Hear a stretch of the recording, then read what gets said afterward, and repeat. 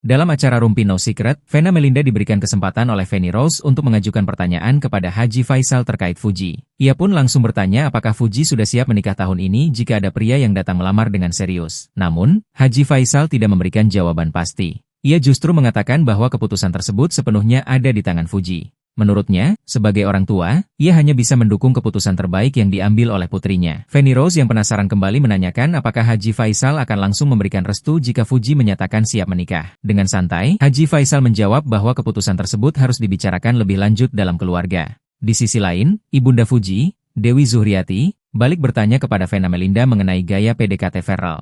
Ia menyinggung bahwa Ferrell dikenal sebagai sosok pria yang sangat observatif dan tidak akan menyatakan perasaan sebelum yakin bahwa perempuan yang didekatinya juga memiliki perasaan yang sama. Vena pun membenarkan hal tersebut. Ia mengungkap bahwa Ferrell adalah sosok perfeksionis yang selalu melakukan riset mendalam sebelum mengambil keputusan. Bahkan, dalam urusan asmara, Ferrell memiliki strategi tersendiri dan tidak mau terburu-buru. Menurut Vena, kebiasaan ini tak hanya berlaku dalam urusan jodoh, tetapi juga dalam berbagai aspek kehidupan Ferrell. Ia dikenal sebagai sosok yang selalu well prepared dan memikirkan segala sesuatunya dengan detail.